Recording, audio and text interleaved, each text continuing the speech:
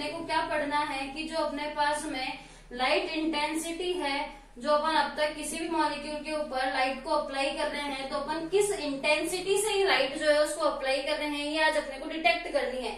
इसके लिए अपन जो डिटेक्टर्स काम में लेते हैं वो उन डिटेक्टर्स के अंदर पहला तो आता है आपका रेडियो माइक्रोमीटर। पहला जो डिटेक्टर हमको यहाँ पर पढ़ना है वो है आपका रेडियो माइक्रोमीटर वाला।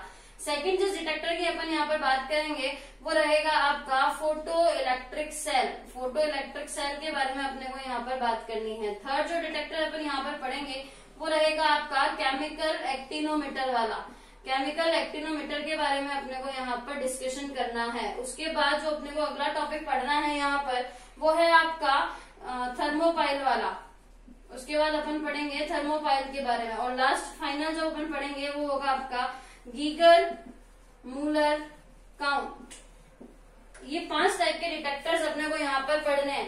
देखो इनके अंदर से ही जो रेडियो वाला और फोटो इलेक्ट्रिक वाला है, इनके लिए केवल अपन बेसिक प्रिंसिपल की बात करेंगे, और ये जो अपना लास्ट गीगर मूलर वाला भी है इसके लिए भी जो तीनों डिटेक्टर्स हैं इनके लिए अपने को केवल बेसिक प्रिंसिपल पता होना चाहिए कि ये कब वर्क करते हैं, किस तरीके से वर्क करते हैं। इनसे रिलेटेड कोई इंपॉर्टेंट क्वेश्चन अपने पास में बन करके नहीं आता है। जबकि अगर अपन बात करें इस केमिकल एक्टिनोमीटर वाले की, तो ये अपना यहाँ से सबसे इम्पोर्टेंट टॉपिक बन करके आता है। अगर इस डिटेक्टर में से आपके पास में क्वेश्चन उठ करके आएगा ना, तो वो शॉर्टली यहाँ केमिकल एक्टिनोमीटर से ही उठ करके आएगा, क्योंकि यहाँ पर अपने को इसके टाइप्स भी पढ़ने होते हैं और इसके जितने भी टाइप होते हैं उन सबका बेसिक प्रिंसिपल अलग अलग होता है, वो अलग अलग सिस्टम पे वर्क करते हैं। इसीलिए एक्टिनोमीटर वाला जो केस है वो अपने लिए इम्पोर्टेंट बन करके आता है। सेकेंड ये जो थर्मोपाइल वाला है सबसे इजी है, लेकिन विद डायग्राम इसका एक्सप्लेनेशन अपने को पूछ लिया जाता है, तो इसका डायग्राम और इसका एक्सप्लेनेशन अपन देखने वाले हैं। ये अपना आज का जो कंटेंट है वो रहने वाला है। स्टार्ट करते हैं अपन इस रेडियोमीटर के थ्रू, रेडियो माइक्रोमीटर के थ्रू। रेडियो माइक्रोमीटर जो है वो अपना इस प्रिंसिपल पे वर्क करता है कि यहाँ पर एक इलेक्ट्रोमैग्नेट काम में लेते हैं। इस विद्युत चुंबक जो होता है इसके जो दोनों पोल्स अपने साउथ पोल और नॉर्थ पोल, उन दोनों के बीच में अपन एक मिश्र मेटल, एक अपन मिश्र धातु यहाँ पर रखते हैं। थर्मोकपल अपन काम में लेते हैं, 2 अलग अलग मेटल का पेयर काम में लेते हैं। वो 2 मेटल है आपकी बिस्मथ और सिल्वर। ये जो सिल्वर और बिस्मथ मेटल है इनका अपन ने थर्मोकपल काम में लिया है। जैसे ही अपन इसके ऊपर रेडिएशन डालते हैं, ये जो थर्मोकपल है आपका वो गर्म हो जाता है, और जैसे ही ये गर्म होता है वो गर्म होकर के आपके जो सर्किट है उसके अंदर इंटेंस जो इलेक्ट्रिसिटी है उसका फ्लो स्टार्ट हो जाता है। इलेक्ट्रिसिटी का फ्लो अगर स्टार्ट हो रहा है तो जो आपका मैग्नेटिक फील्ड होगा उस मैग्नेटिक फील्ड के अंदर डिफेक्ट आएगा, यानी कि उसके अंदर कोई ना कोई विक्षेप उत्पन्न होगा। वो जो आपका उत्पन्न हुआ विक्षेप है ना, वही आपकी लाइट इंटेंसिटी के प्रोपोर्शनल होता है। तो ये प्रिंसिपल वर्क करता है आपका इस लाइट इंटेंसिटी के लिए। आप यहाँ पर एक एवरेज वैल्यू निकाल सकते हो, कंपैरेटिव वैल्यू पर निकाल सकते हैं। यहाँ पर इतनी लाइट इंटेंसिटी आई होगी जितना इसके अंदर यहाँ पर आपका डिफ्लेक्ट आने वाला है। जितना डिफ्लेक्ट आए उतनी लाइट इंटेंसिटी इसके ऊपर आई होगी, मतलब उतनी ही रेडिएशन इस थर्मोपाइल ने जो है वो एब्जॉर्ब करी होगी। इस तरीके से अपन प्रोडक्ट के थ्रू जो अपने पास में लास्ट डिफ्लेक्ट आ रहा है उसके थ्रू अपन ये रेडिएशन का पता लगा सकते हैं कि कितनी रेडिएशन अपन ने यहाँ पर काम में ली होगी। तो ये तो हो गया अपना रेडियो माइक्रोमीटर का प्रिंसिपल। अब अपने को पढ़ना है फोटो इलेक्ट्रिक सेल का प्रिंसिपल। फोटो इलेक्ट्रिक सेल जो है वो आपका वर्क करता है फोटो इलेक्ट्रिक इफेक्ट वाले प्रिंसिपल के ऊपर। फोटो इलेक्ट्रिक इफेक्ट वाला प्रिंसिपल क्या बोलता है, फोटोन को डालो, वहां से इलेक्ट्रॉन बाहर निकलेगा जिसकी वजह से इलेक्ट्रिक फील्ड जो है वो इंड्यूस होगा। ये आपका फोटो इलेक्ट्रिक इफेक्ट बोलता है। क्या करना है, ये जो सिस्टम है आपका फोटो इलेक्ट्रिक सेल वाला, देखो सेल जो होता है वो अपनी एक एनर्जी को दूसरी एनर्जी के अंदर कन्वर्ट करने के काम आता है। तो यहाँ पर ये जो सेल है वो आपका लाइट एनर्जी को कन्वर्ट करता है इलेक्ट्रिक एनर्जी के अंदर। कैसे करता है ये काम, इसके लिए देखो क्या करता है अपन, सोडियम लिथियम या कोई भी जो अल्काइली मेटल है अपनी, कोई भी क्षार धातु है अपनी, उस क्षार धातु को अपन काम में लेते हैं। कोई भी फर्स्ट ए वाली जो मेटल होगी उसको अपन काम में लेंगे। इस मेटल को जो है अपन फिक्स करके रखते हैं बीच के अंदर एक इलेक्ट्रोमीटर या इलेक्ट्रोस्कोप में, जो है चारों तरफ से आपका गोल्ड लीव से कवर रहता है, यानी गोल्ड लीव्स के बीच में आपको ये सोडियम या लिथियम या कोई भी अल्काइली मेटल जो उसको रखना है। उसके बाद क्या करेंगे, उसके ऊपर अपन डालेंगे जो अपनी एच में है, जो अपनी रेडिएशन है उसको। रेडिएशन जैसे ही अपन ने इस पर डाली थी, अपन जानते हैं ये अल्काइली मेटल्स है। अल्काइली मेटल्स का नेचर क्या है, एक इलेक्ट्रॉन को वो अपना बाहर निकाल देती है और खुद जो है वो कैटायन के अंदर कन्वर्ट हो जाती है। तो यहाँ से अपना इलेक्ट्रॉन बाहर निकलेगा, सोडियम का, और ये आपका कन्वर्ट हो जाएगा Na+ में। मीनवाइल अगर लिथियम लिया है तो ये लिथियम प्लस और इलेक्ट्रॉन माइनस इस तरीके से कन्वर्ट हो जाएगा। जैसे ही ये इलेक्ट्रॉन यहाँ से बाहर निकलता है, ये जो आपकी गोल्ड लीव्स है वो ओपन होना स्टार्ट कर देती हैं, क्योंकि इनको अपनी इलेक्ट्रिसिटी जो है वो मिल चुकी है। तो ये गोल्ड लीव्स है वो जितनी ओपन होगी उतनी ही इंटेंसिटी डेफिनेटली इसने एब्जॉर्ब करी होगी। यानी कि सीधा सा फंडा आ गया कि गोल्ड लीव्स का ओपन होना इंटेंसिटी जो भी लाइट इंटेंसिटी है उसके प्रोपोर्शनल होगा। तो ये प्रिंसिपल अपना यहाँ पर वर्क कर जाता है कि जितनी रेडिएशन डालोगे उतनी ही गोल्ड लीव्स ओपन होंगी और आपको पता चल जाएगा कि आपने कितने रेडिएशन या कितने इंटेंसिटी को यूज यहाँ पर किया था। तो ये अपना फोटो इलेक्ट्रिक सेल वाला भी कंप्लीट हो जाता है। अब अपने को स्टार्ट करना है केमिकल एक्टिनोमीटर, वो जो सबसे इंपॉर्टेंट टॉपिक है अपने आज का। केमिकल एक्टिनोमेट्री की अगर अपन प्रिंसिपल की बात करें तो ये जो है ये सिस्टम अपन तब यूज में लेते हैं जब आपको 100% एक्यूरेसी नहीं चाहिए, यानी आपको केवल ये आइडिया ही लगाना है कि यहाँ पर इतनी इंटेंसिटी जो है वो एब्जॉर्ब हुई होगी, तो अपन इसको काम में लेते हैं। तो क्या करते हैं, इसके अंदर अपन गैसियस मिक्सचर या गैसियस सॉल्यूशन को लेते हैं। ये जो गैसियस सॉल्यूशन है वो आपका फोटो सेंसिटाइज होना चाहिए, यानी जो अपन फोटो रेडिएशन डालें उसके लिए इसके अंदर कोई ना कोई सेंसिटाइजेशन होना चाहिए। तो जब अपन इसके ऊपर रेडिएशन अप्लाई करते हैं तो कोई ना कोई केमिकल रिएक्शन कंप्लीट होती है। ये तो अपन ने ऑलरेडी प्रिंसिपल जो अपने लॉ थे उनमें पढ़ लिया था कि अगर आप किसी भी सिस्टम को H2 सप्लाई करोगे तो वो आपका कोई ना कोई केमिकल रिएक्शन को कंप्लीट करवाएगा, इन केस अगर वो आपका एब्जॉर्ब कर रहा है। तो रेडिएशन को अगर एब्जॉर्ब किया तो केमिकल रिएक्शन होगी, ये प्रिंसिपल अपन पढ़ चुके थे। तो ये जो केमिकल रिएक्शन कंप्लीट हो रही है तो डेफिनेटली इससे कोई ना कोई प्रोडक्ट बन करके आएगा। जो प्रोडक्ट बन करके आ रहा है ना वो आपको ये बताएगा कि कितनी एनर्जी जो है वो सिस्टम ने एब्जॉर्ब की होगी। जितना प्रोडक्ट बन करके आया होगा उतनी ही एनर्जी सिस्टम ने जो है वो आपकी एब्जॉर्ब करी होगी। ये तो सीधा सा फंडा है, 1 मॉलिक्यूल 1 फोटोन वाला प्रिंसिपल अपन ने पढ़ा था, या ये भी अपन ने पढ़ा था कि जितना फोटोन जो है वो आपका सिस्टम एब्जॉर्ब करेगा उतना ही प्रोडक्ट जो है वो आपका बन करके आएगा। तो ये अपने पास में इसका प्रिंसिपल हो गया कि इस तरीके से वर्क करता है। अब देखो इसके अंदर जो एग्जांपल्स अपने को पढ़ने हैं वो आपका पहला तो बुन्सन एंड रोशेस का एक्टिनोमीटर अपने को पढ़ना है, फिर एडर्स पढ़ना है, फिर यूरेनियल ऑक्सलेट वाला पढ़ना है, उसके बाद अपने को फेरी ऑक्सलेट वाला पढ़ना है और लास्ट अपने को रिंकेज सोल्ट वाला एक्टिनोमीटर पढ़ना है। इन पांचों के अंदर से सबसे इंपॉर्टेंट है आपका ये यूरेनियल वाला। यहाँ से अपने पास में क्वेश्चन आता ही आता है, रिंकेज सॉल्ट क्या होता है, इसका फॉर्मूला अपने को पता होना चाहिए। इसका अपने को कई बार डायग्राम के साथ में जो एक्सप्लेनेशन है वो पूछ लिया जाता है।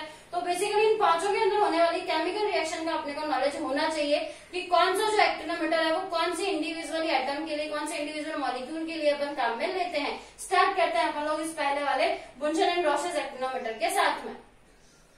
देखो जो बुन्सन और रोशेस वाला एक्टिनोमीटर है ना, ये बहुत ही सिंपल सा कॉन्सेप्ट है। ये क्या बोलता है, दो बल्ब लिए इसने बी और डी, इन दोनों बल्ब को इसने कनेक्ट करा एक ट्यूब सी के थ्रू, और ये जो दोनों बल्ब थे वो आपके पानी से भरे हुए थे, इनके अंदर वाटर था।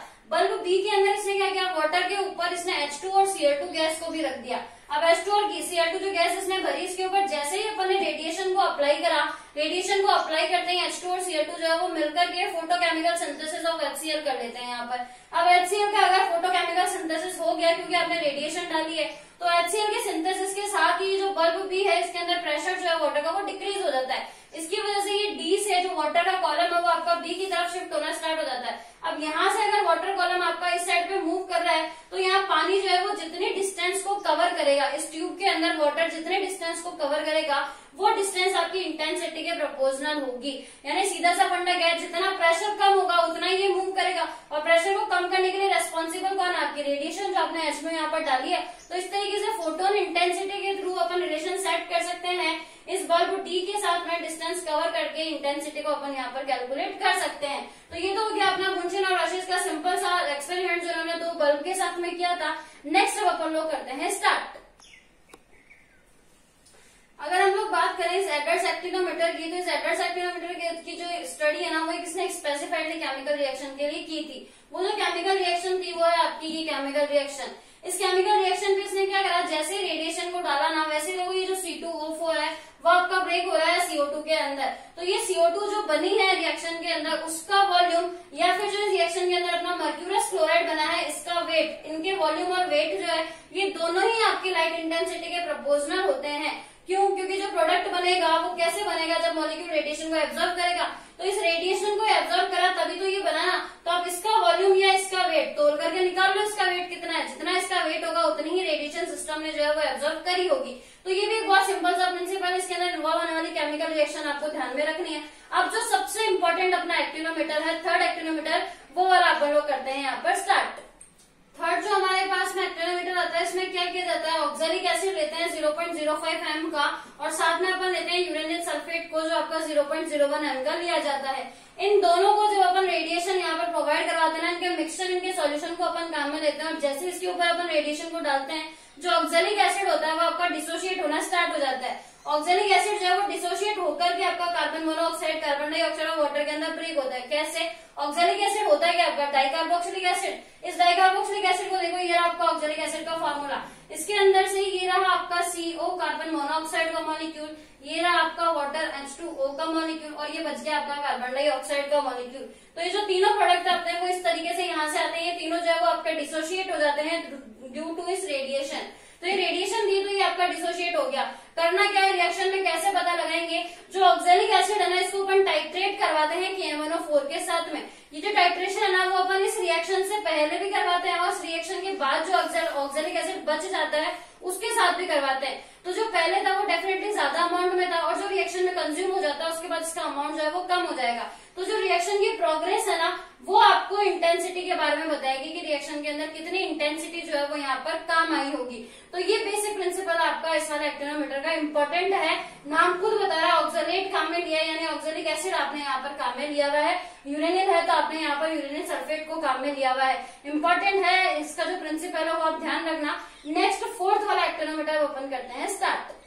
देखो फेरी ऑक्जेलेट वाले के अंदर अपने को क्या करना है, अपन ने काम में लिया यहाँ पर पोटेशियम फेरी ऑक्जेलेट को 0.006 m के अंदर, इतना कंसेंट्रेशन अपन ने इसका काम में लिया। इसका जो सॉल्यूशन बनाते हैं वो अपन एसिडिक सॉल्यूशन बनाते हैं, इसीलिए अपन यहाँ पर H2SO4 को मिक्स करते हैं जो आपका 0.01 m यहाँ पर अपन काम में लेते हैं।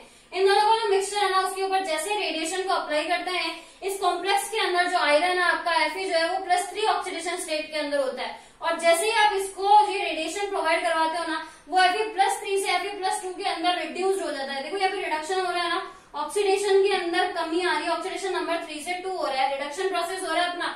तो ये जो Fe+2 यहाँ पर रिड्यूस्ड होता है ना रिडक्शन के थ्रू जो बनता है, ये आपका ऑर्थोफिनेफ्थलीन के थ्रू एक कॉम्प्लेक्स कंपाउंड बना लेता है। इसके साथ रिएक्ट करके ये कॉम्प्लेक्स कंपाउंड बना लेता है और ये जो कॉम्प्लेक्स कंपाउंड बनता है ना इसको अपन स्पेक्ट्रोस्कोपी डिटेक्ट कर लेते हैं और इसके इस डिटेक्शन से आपको लाइट इंटेंसिटी का पता चल जाता है। ये Fe+2 कितना बना होगा, इसी को डिटेक्ट करने के लिए, इसी को ट्रैप करने के लिए अपन ने यहाँ पर इस ऑर्थोफिनेफ्थलीन को यूज किया था। तो इनकी रिएक्शन से ये कॉम्प्लेक्स कंपाउंड जो बनेगा, इस कॉम्प्लेक्स कंपाउंड को अपन ने स्पेक्ट्रोस्कोपी के लिए अगर डिटेक्ट कर लिया, एनालिसिस कर लिया, तो यहाँ से अपन सीधा उल्टा पहुंच जाएंगे कि इसने कितनी रेडिएशन को यहाँ पर एब्जॉर्ब किया था। देखो इसका फॉर्मूला अगर अपन देखें पोटेशियम फेरी ऑक्जेलेट का, तो ये रहा आपका फॉर्मूला। इसके अंदर ऑक्सीडेशन स्टेट निकालो आप इस आयरन की ऑक्सीडेशन स्टेट कितनी है, ये रहा आपका +3, पोटेशियम पे कितना चार्ज होता है +1, आयरन आपका X, उसके लिए तो निकालना है C2O4 ऑक्जेलेट आयन -2 आपका बाइडेंटेड लिगेंड है ये, तो यहाँ पर कितना हो जाएगा 3 × -2 = 0। ऑक्सीडेशन स्टेट निकालना है X की आपके पास में आ जाएगी +3, जबकि अगर यहाँ निकालोगे आप तो यहाँ कितना आएगा, K हो जाएगा आपका +2 प्लस आयरन का X +2 -2, ये कितना हो जाएगा यहाँ पर, इसके दो मॉलिक्यूल है, एक के ऊपर -2 चार्ज है इसलिए अपन ने यहाँ पे इसको मल्टीप्लाई करा है = 0, क्योंकि कॉम्प्लेक्स पे आपका कोई चार्ज यहाँ पर नहीं है। तो यहाँ से अगर आप X की वैल्यू निकालोगे तो आपके पास में आ जाएगी +2, यहाँ है +3, यहाँ है +2, आयरन +2 ऑक्सीडेशन स्टेट में है, यहाँ आयरन +3 ऑक्सीडेशन स्टेट में है, +2 से +3 हो गया रिडक्शन वाला काम अपना। तो ये रिडक्शन के थ्रू ये बना होगा और ये इस तरीके से ट्रैप होकर के अपने इसको स्पेक्ट्रोस्कोपिकली एनालिसिस के थ्रू पता चल जाता है कि कितनी रेडिएशन जो है वो आपके सिस्टम ने एब्जॉर्ब करी है। लास्ट अपना यहाँ पर अब 5th वाला जो एक्टिनोमीटर बचा है उसको भी अपन कर लेते हैं स्टार्ट। देखो लास्ट जो अपना बचा है रिंकेज सॉल्ट वाला एक्टिनोमीटर, इसमें क्या करना है, सबसे पहले तो ये जान लो कि रिंकेज सॉल्ट क्या होता है। रिंकेज सॉल्ट होता है आपका ammonium tetrathiocyanato diammine cobalt complex compound है। इस कॉम्प्लेक्स कंपाउंड को अपन ने कन्वर्ट करा है इसके पोटेशियम सॉल्ट में और ये रहा अपने पास में इसके पोटेशियम सॉल्ट का फॉर्मूला। जब इस पोटेशियम सॉल्ट के आप एक्वस सॉल्यूशन, यहाँ पर H2O लिखा है, इट मीन्स अपन ने इसका एक्वस सॉल्यूशन लिया। इस एक्वस सॉल्यूशन के ऊपर जब अपन रेडिएशन को अप्लाई करते हैं तो रेडिएशन को अप्लाई करने पे लिगेंड सब्स्टिट्यूशन रिएक्शन, यहाँ पे देखो 4 अपने पास में लिगेंड है थायोसाइनेट वाले, H2O जो है वो रिप्लेस कर जाता है एक लिगेंड को और यहाँ से HCN जो है वो बाहर निकल जाता है। तो एक लिगेंड से दूसरा लिगेंड सब्स्टिट्यूट हुआ है, इसीलिए लिगेंड सब्स्टिट्यूशन रिएक्शन के थ्रू ये H2 अंदर एंटर कर जाता है और आपका जो थायोसाइनेट आयन है वो यहाँ पर फ्री हो जाता है। ये जो फ्री थायोसाइनेट आयन है ना इसको अपन रिएक्ट करवाते हैं फेरिक आयन के साथ में और यहाँ से एक नया कॉम्प्लेक्स कंपाउंड अपना बन जाता है जिसका अपन वापस से स्पेक्ट्रोस्कोपिक एनालिसिस है वो कर लेता है और उस एनालिसिस के थ्रू पता चल जाता है कि ये जो रेडिएशन यहाँ एब्जॉर्ब हुई थी लिगेंड सब्स्टिट्यूशन रिएक्शन के लिए वो कितनी थी। तो इस तरीके से अपन यहाँ पर भी इसकी इंटेंसिटी को पता कर सकते हैं। केमिकल ऑप्टोमेट्री जो है वो अपना यहाँ पर कंप्लीट हो जाता है। 5 टाइप के एग्जाम्पल थे अपने, अपन ने इसके 5 एग्जाम्पल पढ़ लिए हैं। 5 का बेसिक प्रिंसिपल और रिएक्शन जो है वो आपको ध्यान में रखनी है। अब जो अपन डिटेक्टर्स पढ़ रहे थे, डिटेक्टर में 3 पढ़ लिए थे और चौथा डिटेक्टर जो अपना थर्मोपाइल वाला, वो अपन यहाँ पर स्टार्ट करते हैं। देखो थर्मोपाइल जो है वो अपना एक इम्पोर्टेंट टॉपिक यहाँ पर बन करके आता है। रीजन है इसका ये वाला डायग्राम, इस डायग्राम के साथ अपने को इसको एक्सप्लेन करना होता है। क्या करते हैं अपन थर्मोपाइल में, अपन लेते हैं क्वार्ट्ज या फिर कांच का जो एपरेटस है वो अपन यहाँ पर काम में लेते हैं। इस एपरेटस के अंदर अपन यूज करते हैं थर्मोकपल को।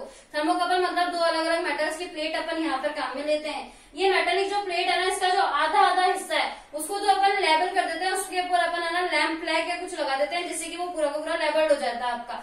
फिर जब अपन इसके ऊपर रेडिएशन डालते हैं ना, तो देखो जो इसका आगे वाला काला हिस्सा है ये इस रेडिएशन को लेकर के गर्म होगा। ये गर्म होगा तो इसका ये वाला सिरा और ये जो सिरा है थर्मोपाइल के जो 2 डिफरेंट सिरे हैं, इनके ऊपर जो टेम्परेचर है उसके अंदर डिफरेंस क्रिएट होगा।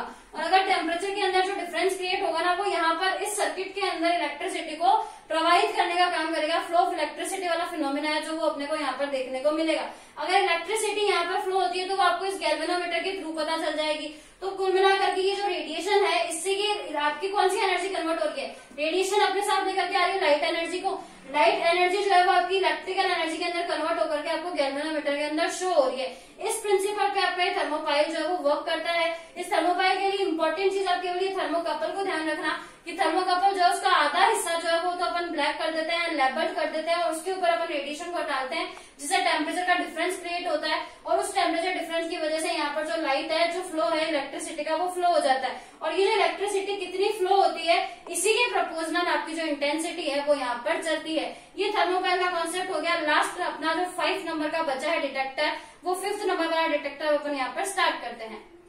फाइनल अपने पास में आ रहा है गीगर मूलर वाला काउंट। इस गीगर मूलर काउंट या जो एक्टिनोमीटर है, इसके अंदर क्या करते हैं अपन, ये जो है वो आपका आयनीकरण चैम्बर जो होता है, एवरेज चैम्बर जो होता है, उसका ही सुधरा हुआ फॉर्मेट है। यानी क्या करना है, इस फॉर्मेट के अंदर अपन लो इंटेंसिटी लाइट जो होती है ना, उसको भी अपन यहाँ पर मेजर कर सकते हैं। इसकी मेजरमेंट के लिए अपने को क्या करना है, स्टील या टंगस्टन का अपन थिन वायर काम में लेते हैं। ये जो थिन वायर है उससे आपका ये जो आयोनाइज चैम्बर है वो बना हुआ होता है। इस चैम्बर के अंदर आपकी कोई ना कोई गैस भरी हुई है।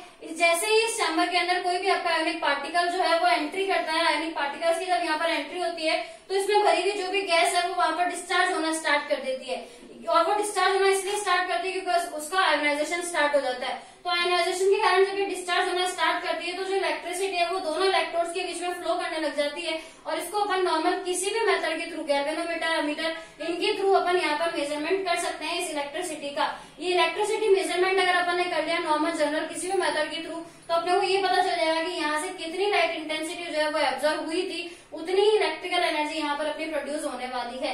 तो ये अपना लास्ट गीगर मूलर वाला काउंट भी यहाँ पर हो जाता है खत्म। और इसी के साथ जो केमिकल एक्टिनोमेट्री वाला डिटेक्टर वाला जो अपना इंपॉर्टेंट टॉपिक था यहाँ पर, वो अपन ने यहाँ पर डिस्कस कर लिया। चैप्टर भी आज अपना यहाँ पर खत्म हो जाता है। चैप्टर्स को अपन ने 6 से 7 वीडियो लेक्चर के अंदर कन्वर्ट किया है। आपको सजेशन के अंदर इसकी प्लेलिस्ट मिल जाएगी। पूरे चैप्टर को आप लोग जल्दी से रिवाइज कर लीजिए। इसके 2 इंपॉर्टेंट टॉपिक हम लोग डिस्कस कर ही चुके हैं, क्वांटम एड वाला और ज़ेबलोन्स के डायग्राम वाला। जल्दी से चैप्टर को कर लीजिए रिवाइज, बिकॉज अभी एग्जाम अपने कंफर्म होने ही है। कोई ऐसी न्यूज अपने पास नहीं आई है कि एग्जाम पोस्टपोन होने वाला है। बहुत सारी न्यूज वायरल हो रही है बट उनपे प्लीज ट्रस्ट मत कीजिए, बिकॉज अभी ऑथेंटिक एमडीएस यूनिवर्सिटी ने कोई ऑफिशियल इन्फॉर्मेशन इसके बारे में नहीं दी है। तो चैप्टर को आप कर लीजिएगा revise and yes, don't forget keep